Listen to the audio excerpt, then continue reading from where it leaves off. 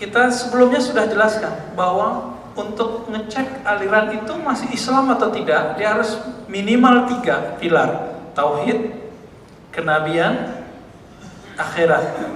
Tauhid berarti yang disembahnya cuma Allah. Kenabian, Nabi Muhammad SAW Nabi terakhir. Kalau ada yang meyakini ada Nabi selain Nabi Muhammad setelah ini, udah langsung kafir. Kalau tauhid disepakati bahwa dia hanya nyembah Allah. Adapun tawassul itu diperdebatkan. Tawassul nggak masuk bab syirik, dia masuk ke bab yang diperdebatkan. Tapi teman-teman kita sebagian ngotot, orang tawassul dengan orang mati, dengan Nabi syirik. Padahal ini tidak disepakati. Nah, kalau belum disepakati kita nggak masukin ke sini.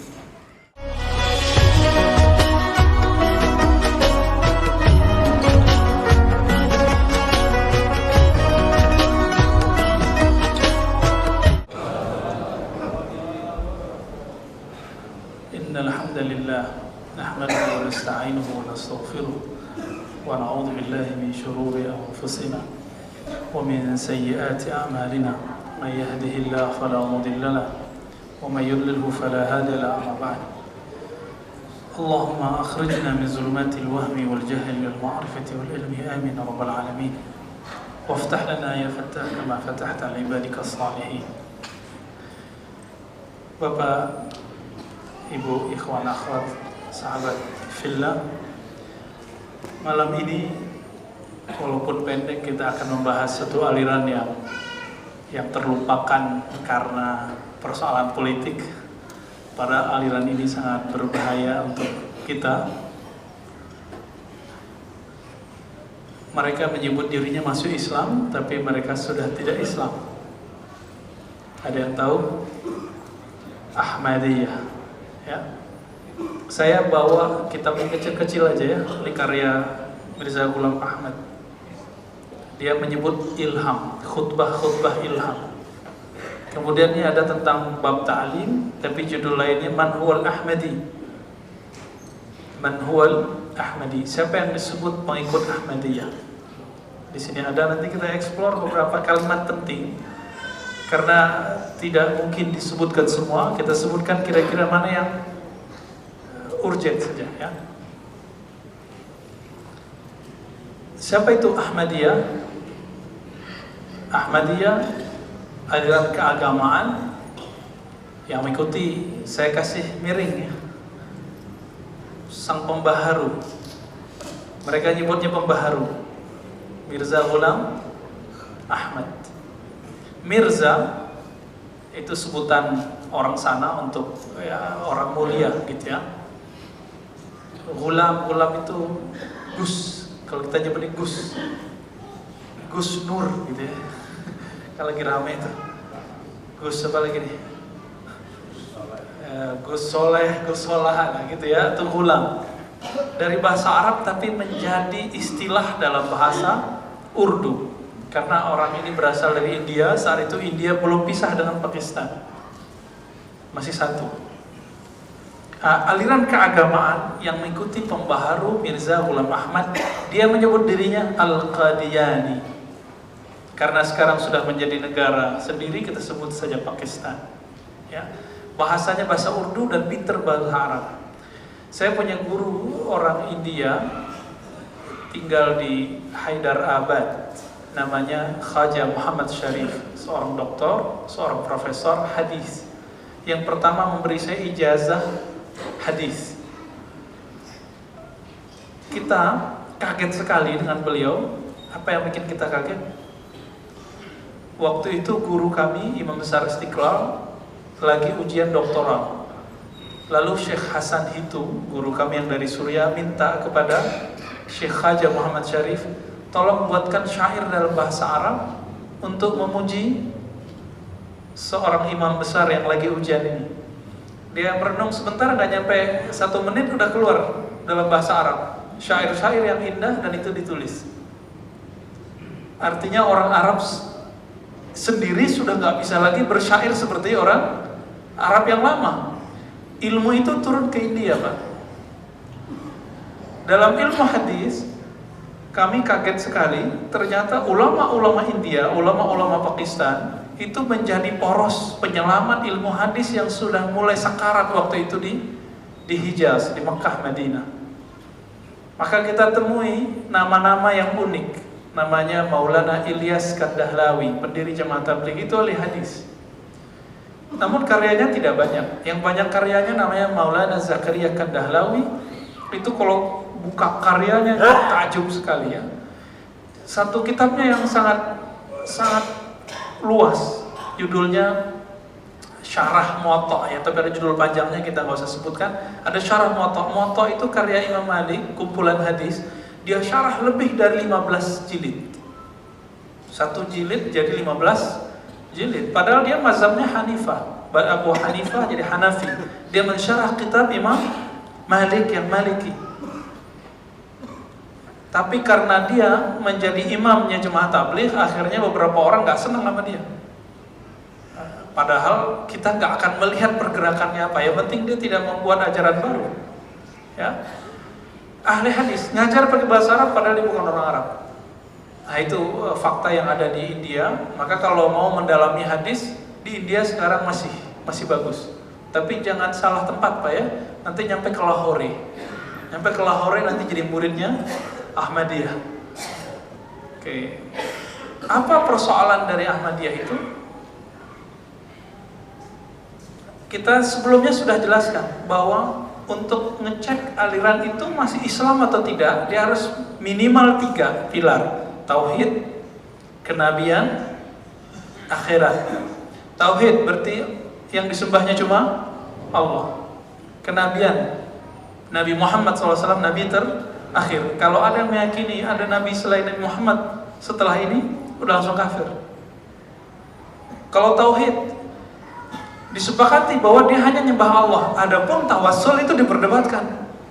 Tawassul nggak masuk bab syirik, dia masuk ke bab yang diperdebatkan.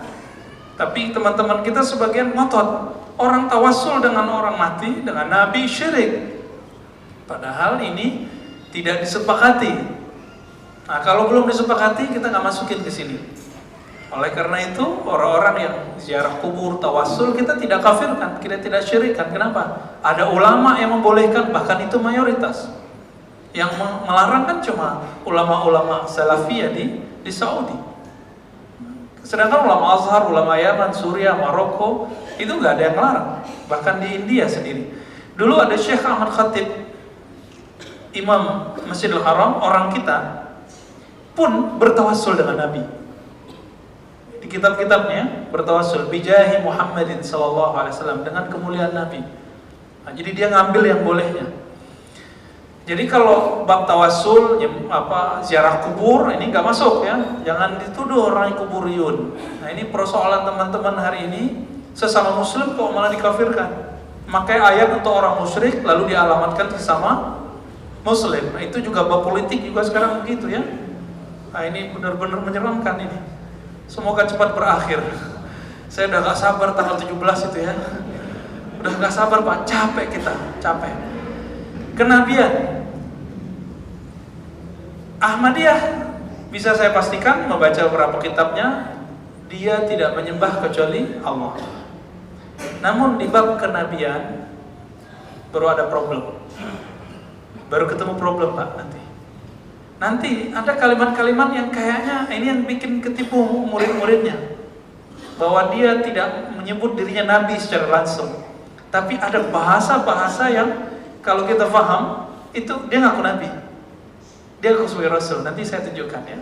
Lalu akhirat, Ahmadiyah mempercayai apa yang kita percaya, dalam kubur, surga, neraka, hisab, semuanya. Namun yang unik itu mereka punya surat, namanya surat jaminan masuk surga. Mirip-mirip kayak di ajaran Kristiani ya, surat pembebasan dosa kan sama-sama tuh ya. Nah ini mereka punya, tapi itu ada expirednya, Pak. Namun saya nggak bahas itu, kenapa? Itu kreasi mereka, sebagian dari kekeliruan parah, tapi tidak membuat kafir ya, cuma dolal, sesat. Nah, saya paling males Pak ngomong-ngomong sesat kafir, karena lagi rame sekarang ya. Kita menghindari yang rame-rame aja. Apa ajaran baru mereka? Nah, saya ambil dari beberapa ini karena tidak semua antum bisa baca teks Arab ya. Ini dia tulis pakai bahasa Arab, Pak. Ini bahasa Arab. Dan indah bahasanya.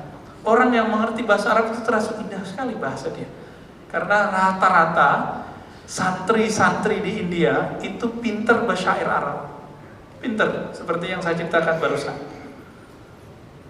Syair Arab itu nggak mudah, Pak, harusnya main belakangnya. Sajak gitu ya. Sajak itu dari bahasa Arab. Ini kita pendek, Mirza Ghulam jadi MG ya. Mirza Ghulam Ahmad mengaku sebagai Mahdi plus Al-Masih Al-Maud. Jadi nggak puas dia satu aja. Dulu ada Al-Imam As-Sanusi, gerakan Sanusiyah di daerah Libya atau Tunis ya, mengaku sebagai Al-Mahdi, tapi nggak ngaku sebagai Al-Masih Al-Maud. Apa arti Al-Masih Al-Maud? Isa, sebagai Isa yang dijanjikan. Jadi Al-Masih Al-Maud itu bagi dia itu dirinya. Nah, coba lihat teks Arabnya. Saya bantu baca Arabnya. Fa'ana dzalikan nur ya. Itu ada fa'ana, akulah nur itu. Nah, dia lagi bicara tentang kegelapan umat sebelum ini. Wal mujaddid al-ma'mur, pembaharu yang makmur. Wal abdul mansur, hamba yang ditolong oleh Allah. Wal mahdil ma'hud, al-mahdi yang dijanjikan. Dan yang terakhir, bahkan dia sendiri mengatakan Al-Masih Al-Maud. Ini ketinggalan akunya ya di sini, tapi udah ada di depan. Akulah. Al-Mahdi itu beda dengan Al-Masih. Al-Mahdi itu kata Nabi dalam hadis yang sahih dari Abu Daud, namanya seperti namaku, ismuhu ka ismi. Namanya seperti namaku dan nama ayahnya seperti nama ayahku. Berarti namanya siapa? Muhammad bin Abdullah. Dia bilang nama saya Muhammad, Muhammad ya Ahmad. Bapak dia Abdullah enggak. Ternyata nama bapaknya siapa? Mirza Ghulam Murtada. Mirza Ghulam Murtada ini pegawai penjajah Inggris. Bisa dibayangkan? Pegawai penjajah Inggris tapi soleh. Nah, solehnya ini kemudian dimanfaatkan oleh orang Inggris, lalu dikasih bidang tanah di Lahore, daerah Qadian namanya. Ini yang kemudian jadi pusat Ahmadiyah sekarang ini. Di situ mereka bangun masjid yang kemudian dia sebut Al-Masjid Al-Aqsa. Lalu di sekitarnya ada namanya Rabbah. Siapa yang dikubur di situ jamin masuk surga. Nah, supaya bisa masuk ke situ harus pakai surat jaminan masuk surga yang ada expirednya tadi itu ya. Saya sudah lihat suratnya, formnya. Kita nggak tunjukin sekarang ya. Dia juga ngomong apa? Di kitab yang sama, masih kitab yang ini. Ya ayuhan nas, wahai sekalian manusia, sesungguhnya aku ini anal Masih Al-Muhammadi. Akulah Al-Masih Al-Muhammadi. Apalagi itu Masih Muhammadi? Nabi Isa itu Masih Israeli. Nabi Isa Al-Masih tapi dari Bani Israel. Saya Al-Masih Al-Muhammadi. Lebih keren saya kita maksudnya ya. Kata siapa? Mirza Ghulam Ahmad. Lalu dia katakan apa? Inni ana Ahmad Al-Mahdi. Gak puas dia sebagai Al-Masih, dia tambahkan lagi, akulah Al-Mahdi. Ternyata dia pakai satu hadis. Hadis itu riwayat Imam Ibnu Majah, tapi pas saya cek ternyata hadisnya keputus dua orang. La Mahdi illa Isa. Tidaklah Mahdi itu kecuali Nabi Isa. Hadisnya maudhu. Ya, hadisnya nggak sahih. Dia pakai hadis itu. Nah, ini kan banyak sekarang. Mohon maaf, level keilmuannya sudah di atas rata-rata, Pak. Tapi dalam ilmu hadis ternyata masih kurang. Saya baca di sini, dia ternyata khatam Sahih Bukhari. Bayangkan, orang ngaku jadi nabi, jadi imamnya orang-orang menyimpang itu khatam Sahih Bukhari. Sekarang ustadz-ustadz yang ngaku sebagai pembawa ajaran hadis, ajaran sunnah, tapi nggak baca Sahih Bukhari, kalah sama Mirza Ghulam Ahmad. Ya. Coba lihat dia ngomong begitu ya, akulah Al-Masih Al-Muhammadi. Dan di kitab ini dia mengatakan Al-Masih Muhammadi lebih mulia dari Al-Masih Israeli. Berarti dia mengatakan saya lebih mulia dari Isa. Kalau ada orang meratakan saya lebih mulia dari Nabi, itu Nabi bukan? Ngaku Nabi bukan? Ngaku Nabi. walaupun gak ngaku nabi, tapi dia merasa lebih mulia dari Nabi Isa. Ada seorang imam, seorang imam sufi yang dituduh dan dipakai kalimatnya oleh dia, mengaku bahwa diri wali itu lebih tinggi dari nabi. Ternyata saya cek judul kitabnya Fususul Hikam. Fususul Hikam Ibnu Arabi yang wafat tahun 638 Hijriah, sebelum Ibnu Taimiyah rahimahullah. Ibnu Arabi rahimahullah itu dituduh mengatakan wali lebih tinggi daripada nabi. Nah, konsep itu sampai ke Mirza Ahmad dan dia pakai. Ternyata kita cek, kita udah bolak-balik, dan saya membaca kitab Al-Futuhat Al-Makkiyah itu ada 8 jilid, Pak. Kita baca paling cuma beberapa bab yang saya ketinggalan, ya. Dan gak ada dia mengatakan wali lebih tinggi dari nabi. Yang kita temukan apa?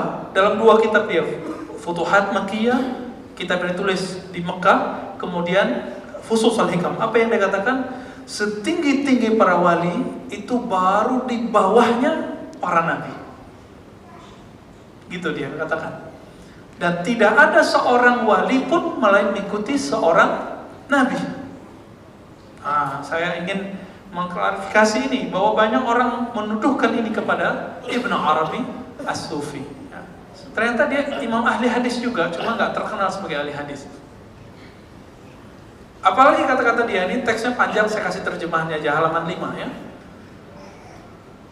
Ini kata dia, ya, unziltu manzilah, ya, manzilati min rabbi, gitu kalimatnya di sini.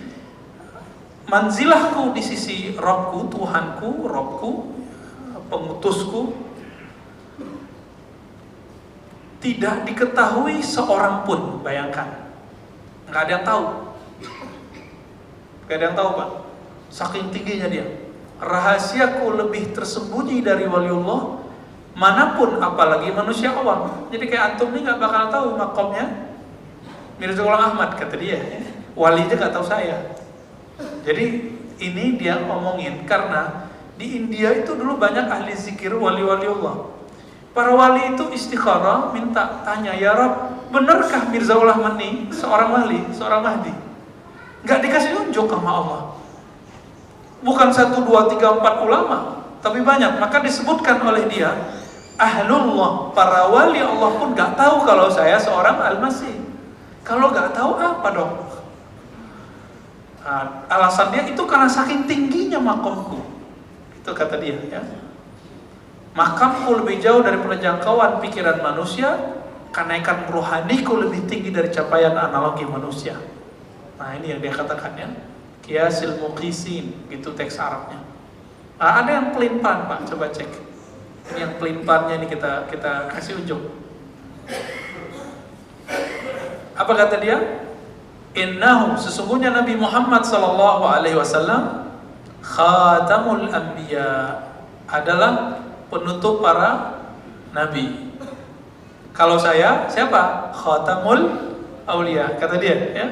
Aku adalah penutup para wali. Kalimatnya lebih horor lagi, Pak. La waliya ba'di, tiada ada wali setelahku, illa, kecuali alladzi huwa minni, yang merupakan keturunanku, wa ala ahdi, dan pengikut ajaranku. Makanya waktu dia meninggal, tengkar, Pak, antara muridnya dengan anaknya. Muridnya dan anaknya tengkar. Namanya Syekh Muhammad Ali, digelari di sana Maulana Muhammad Ali. Itu tengkar dengan anaknya Mirza Ghulam Ahmad sampai ribut, ya. Siapa pengganti dari Mirza Ghulam Ahmad? Seperti Abu Bakar disebut khalifah, maka pengganti pertamanya menyebut dirinya sebagai khalifah. Sekarang udah khalifah ketiga atau keempat. Dan hati-hati, Pak, yang punya buku siaran TV channel itu, ya, kabel itu, ya, TV kabel. Mereka punya Muslim TV, namanya masih Muslim. Maka kita masukkan dia kepada ajaran di tengah umat Islam. Mereka nyebut dirinya Muslim TV, dan ada beberapa jam berbahasa Indonesia. Dulu wartawan mereka itu datang dari Thailand. Jadi di Thailand mereka punya stasiun pemancar, itu datang ke pesantren kami, Ma'had Darus Sunnah. Ingin tahu pendapat Imam Besar Istiqlal, dan tahu sendiri Imam Besar Istiqlal mengatakan Ahmadiyah bukan Islam. Ahmadiyah itu agama sendiri. Nah ini kata-kata dia. Ini masih mending. Dia mengatakan saya wali. Ini yang diambil oleh Maulana Muhammad Ali. Gelarnya Maulana ya, saya tidak memaulanakan dia ya. Muhammad Ali, dia menulis buku dalam bahasa Inggris dan dia mengutip teks ini bahwa guru saya Mirza Ghulam Ahmad hanya mengaku sebagai wali. Tapi saya buka-buka itu bukunya Muhammad Ali, di belakangnya apa? Sama persis seperti yang mau kita kutip di sini. Wali dapat wahyu nggak? Wali diutus nggak? Ada nggak wali diutus? Yang diutus apa? Nabi atau Rasul? Rasul. Coba kita lihat. Nah ini kalimatnya. Wa inni ursiltu min Rabbi. Aku diutus dari Rabbku. Oleh Rabbku, Tuhanku. Coba kalimatnya. Nabi gak pernah ngomong gini loh Pak ya. Bikulli quwwatin wa barakatin wa izzatin. Dengan semua kekuatan, keberkahan dan kemuliaan. Itu kalau dicek di bagian bawahnya, dia masih ngomong. Nabi gak pernah ngomong gitu. Apa kata dia? Doaku mustajab, doaku mujarab. Doai dawaun mujarab, kata dia. Ayuhan nas ya. Doaku ini doa yang mujarab. Kalimatnya muncul. Jadi di bawah ini dia mengatakan doaku adalah obat mujarab. Makanya di sana itu pasir tanah yang diinjak oleh Mirza Ghulam Ahmad dianggap sebagai tanah yang kita aja mau Madinah nggak gitu-gitu amat ya. Kita hormat Pak. Imam Nawawi mengatakan jika kamu sampai di Madinah maka bayangkanlah kemuliaan tanah Madinah karena tanah Madinah diinjak oleh makhluk paling mulia Nabi Muhammad SAW. Jangan salah adab di sana. Kenapa? Tanah itu diinjak oleh makhluk paling mulia. Ente siapa? Kata Imam Nawawi, jangan sembarangan meludah, jangan sembarangan buang air kecil, jangan sembarangan maksiat. Karena maksiat di tanah suci lebih besar efeknya daripada maksiat di sini.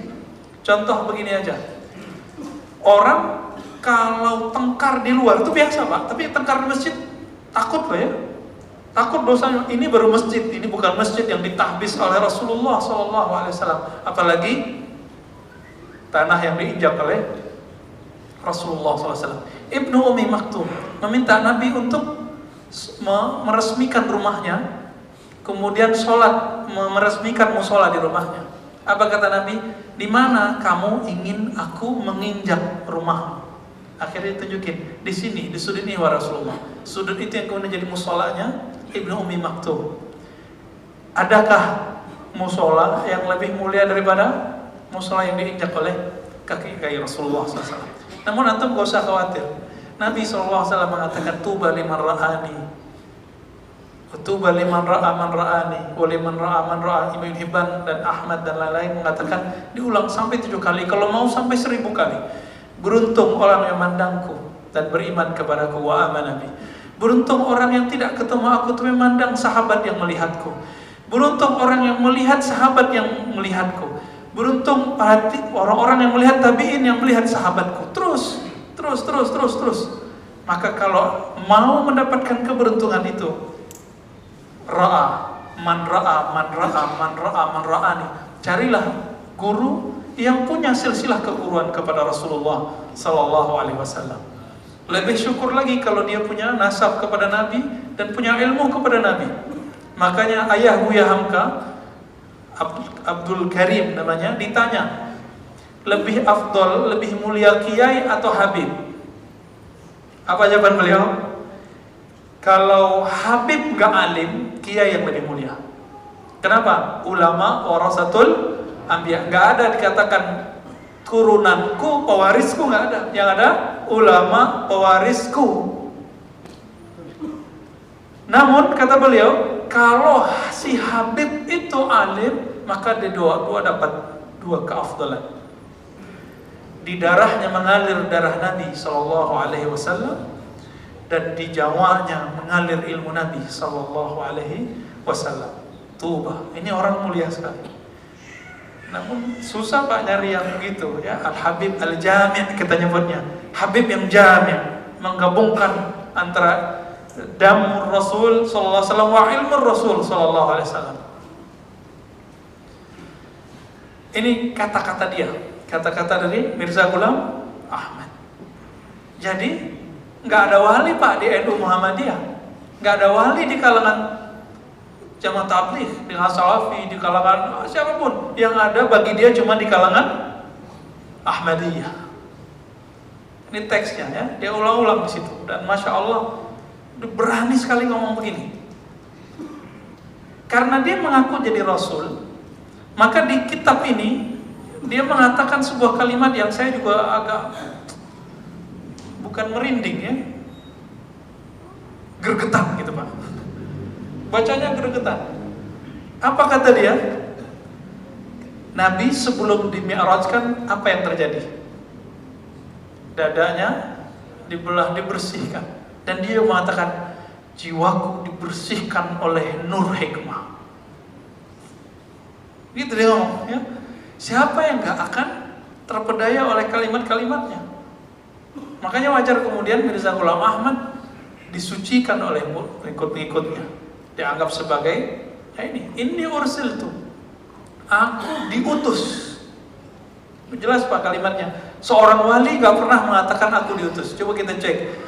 Waliullah yang disepakati itu Imam Junaid Al-Baghdadi, wafatnya 287 atau 89 Hijriah. Imam Junaid tidak pernah mengatakan aku diutus. Oke, itu zaman abad ketiga Hijriah. Kita langsung saja ke Hasan Al-Basri, murid dari Ali bin Abi Thalib. Pernahkah beliau mengatakan aku diutus? Gak pernah. Apa kata beliau? Man amina minan nifaq fahuwa munafiq. Siapa yang merasa aman dari kemunafikan, dari kebusukan hati, kekotoran, dialah orang munafik. Merasa gak munafik itu munafik Pak. Jadi ini sekarang jualan politik kan jualan-jualan itu, jualan suci.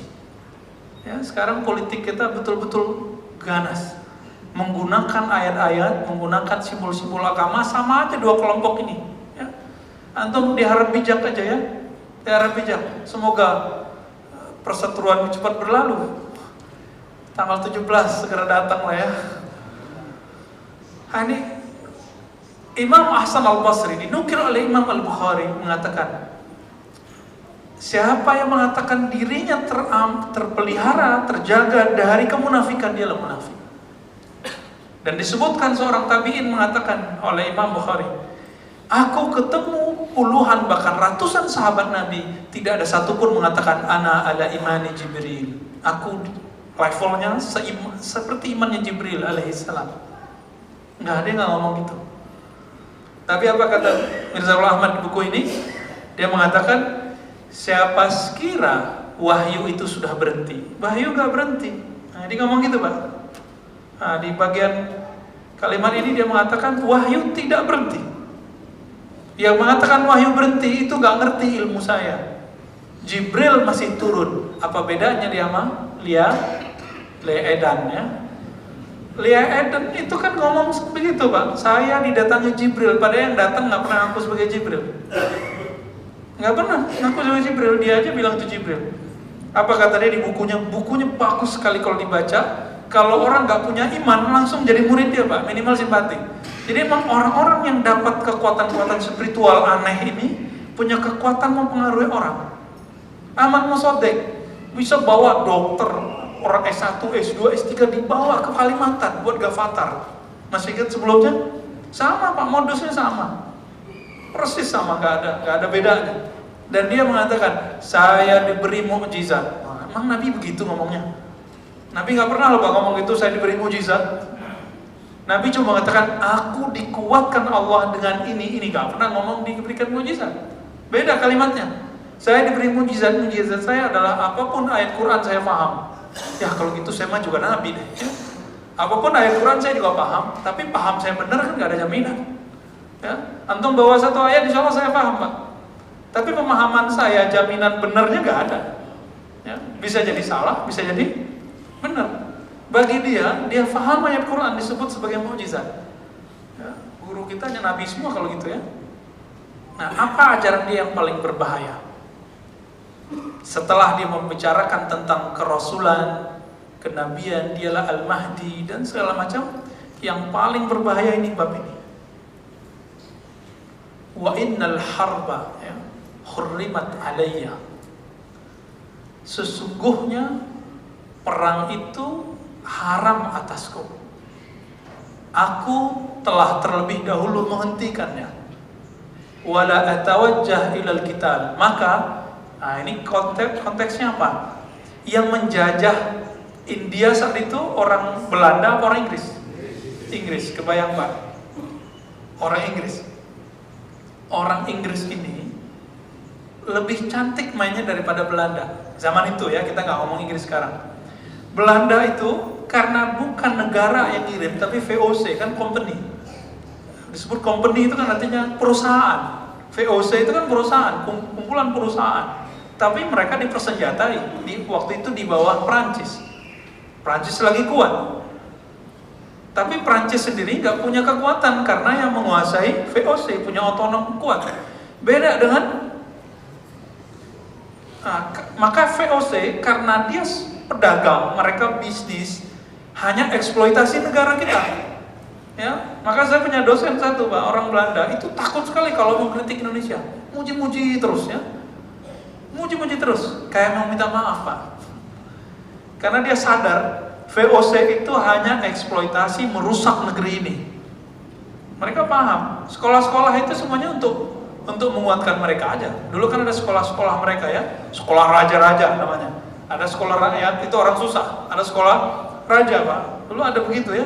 Apa bahasa ininya? Quick school apa gitu ya. Nah ini di Inggris militernya lebih bagus, siasatnya lebih matang karena mereka all out. Yang bergerak di situ adalah pemerintah, bukan VOC. Apa yang dimanfaatkan? Dimanfaatkanlah orang-orang yang pinter, tapi keblinger. Seperti siapa? Mirza Ghulam Murtadha, ayahnya Mirza Ghulam Ahmad. Dia belajar hadis. Di hadis ditemukan sebuah kalimat bahwa Isa akan turun di akhir zaman, hadis Sahih Muslim. Di mana? Di Manaratul Baydha, menara putih di timur Damaskus. Damaskus di mana? Suriah. Makanya sekarang Suriah itu sedang digempur, Pak. Ini udah dekat sebenarnya ya. Saya nggak nakut-nakutin ya. Tapi semoga kita nggak ketemu dengan Nabi Imam Mahdi dan Nabi Isa. Nggak usah ketemu, Pak. Kalau ketemu berarti udah rusak. Selama masih banyak kajian-kajian keislaman, kita nggak usah ketemu mereka. Nggak usah ketemu mereka. Karena kalau ketemu mereka dikhawatirkan bukan sebagai mukmin, ketemu Dajjal, ya. Bukan sebagai mukmin nanti. Dan Nabi Isa kalau turun, nafasnya membunuh orang-orang yang meyakini Tuhan itu tiga. Nah, ini dia disebutkan di teksnya, hadis Sahih Muslim. Hadis Sahih Muslim. Lalu apa kata Mirza Ghulam Ahmad di buku ini? Nah, dia di sini dia buat gambar. Ada gambar menara, ya. Nanti bisa dilihat, silakan dilihat di sini ada gambar menara. Menaranya dicat putih sama bapaknya Mirza Ghulam Murtadha sebelum mati. Dicat putih dan naik dia nanti ke atas. Bapaknya meninggal, dia langsung buat ta'lim dan mengatakan dirinya wali. Terus dia naik ke atas. Hari Jumat, besok ya. Hari ini ya tadi sore, tadi siang. Dan naik ke atas. Habis itu dia turun. Turun, kemudian masuk ke mihrab dan berkhutbah. Apa kata dia? Nabi, dia masih pakai Sayyidina Muhammad SAW. Masih hormat ke Nabi Muhammad. Tapi ternyata itu cuma gimmick. Itu perhormatan palsu. Mengatakan bahwa Al-Masih Isa akan turun dari menara putih di timurnya Damaskus. Tahukah kalian di mana posisi Lahore Qadian? Lahore Qadian kalau dilihat di peta itu benar di arah timurnya Damaskus. Dia begitu Pak ngomongnya. Maka sayalah Al-Masih itu yang turun barusan dari menara putih. Gitu Pak. Ditulis di sini. Antum kalau yang bisa bahasa Arab boleh copy ini ya. Kira-kira gimana tuh? Kebelinger kata. Ternyata bapaknya emang mempersiapkan itu. Mirza Ghulam Murtadha. Tadi saya udah kasih tahu, bapaknya Mirza Ghulam Murtadha seorang apa? Pegawai pemerintah.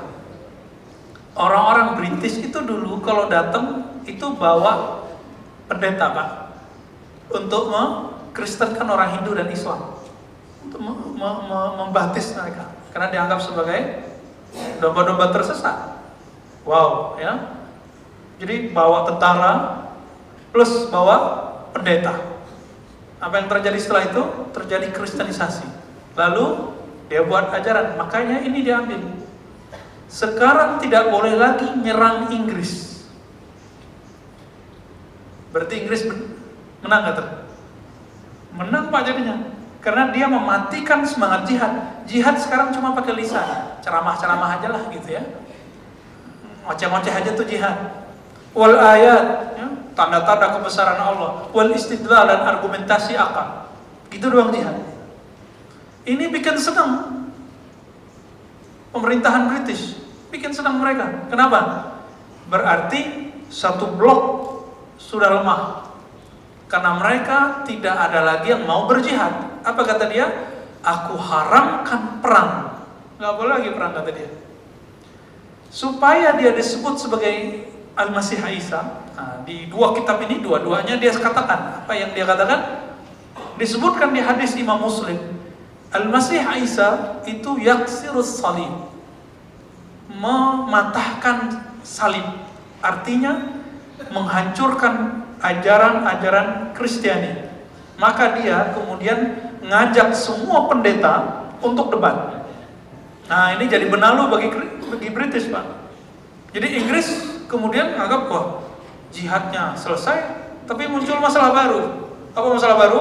Pendeta-pendeta nggak bisa jalan, Pak. Semuanya ditantang sama dia dan kalah. Karena dia baca Injil. Jadi kalau kita baca teks ini, dia bacaannya banyak sekali. Banyak sekali bacaannya. Dia baca Injil, baca Sahih Bukhari, baca macam-macam untuk memperkuat sosoknya sebagai seorang Al-Masih atau Al-Mahdi. Memang dari dulu yang kalau saya perhatikan, orang-orang yang ngaku sebagai nabi, sebagai wali, ngaku-ngaku ya, rata-rata orang cerdas, Pak. Bahkan ada yang doktor juga ada ya. Tamatan doktor Azhar itu ada yang ngaku jadi nabi. 1-2 itu ada. Tapi dulu ya. Nah, kira-kira ini kelihatan nggak kalau dia jadi alat dari British? Maka sekarang ketahuan, Pak, kenapa sekarang pusat markasnya Ahmadiyah bukan di India, bukan di Pakistan. Pakistan itu tempat suci. Di mana pusatnya? Inggris. Ketahuan di situ ya. Orang-orang Eropa itu nggak mengerti Islam itu ada faksi-faksinya. Akhirnya mereka ingin masuk Islam, kenanya apa? Ahmadiyah. Ya. Namun perlu kita garis bawahi, Pak, Ahmadiyah ini sudah melanggar bab kenabian. Namun kita nggak boleh bunuh mereka. Mereka ini yang lagi ramai sekarang kafir. Mereka sudah kafir. Kenapa? Melanggar salah satu dari kaidah ini, tauhid kenabian, itu udah kafir. Kenapa? Mengatakan ada nabi setelah Nabi Muhammad SAW. Namun sekarang kan katanya nggak boleh, Pak ya. Namun karena saya bukan bagian dari itu, ya saya nggak ada urusannya. Yang enak bahasanya gimana? Oke, kita nggak katakan dia kafir, kita katakan agama Ahmadiyah. Udah selesai. Dan dulu ada orang Ahmadiyah. Jadi saya sudah berani ngomong gini karena udah pernah tinggal sama orang Ahmadiyah. Dulu ada orang yang ngaku Ahmadiyah, terus sekarang dia ngaku Syiah, Pak. Datang ke Salafi, masuk ke majelis Salafi ngaku sebagai Syiah, celananya dicingkrangin. Ketipu dari beberapa jamaah di Bekasi. Dulu ngaku sebagai mantan Ahmadiyah, saya nggak tahu dia benar nggak sih mantan Ahmadiyah. Tapi istrinya lagi hamil waktu itu, kita kasihan. Saya inepin di kamar saya dulu 3 hari lebih ya. Tapi dilihat bajunya kok bagus. Ya, batiknya itu bukan batik-batik harga 50.000, 100.000, Pak. Kita mulai curiga, oh ternyata setelah itu modus. Sekarang aku Syiah, kapan dia Syiahnya?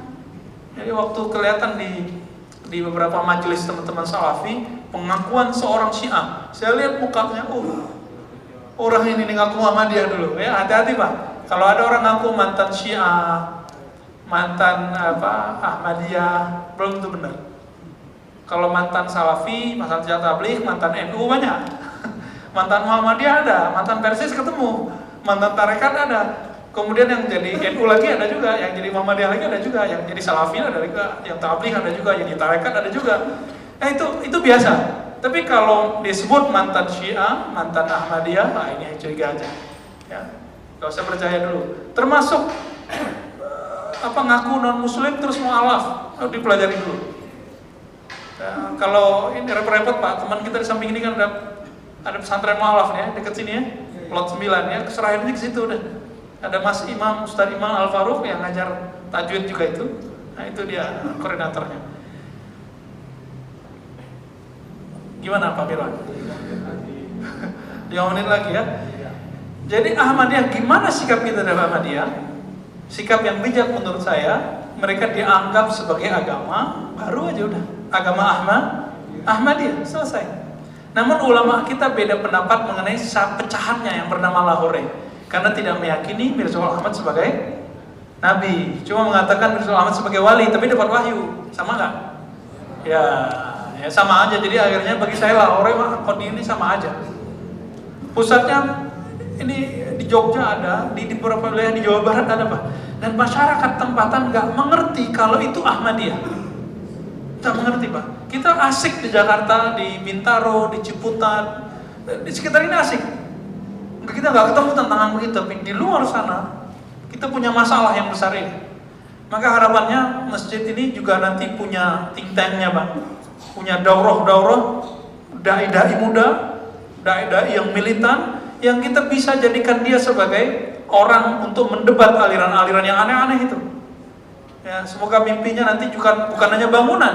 Masjid itu bukan bangunan. Bangunan Masjid Nabawi itu bangunan biasa dulunya. Tapi kemudian melahirkan sahabat-sahabat militan. Ketika Umar kirim 4 orang, nilainya sama dengan 4.000.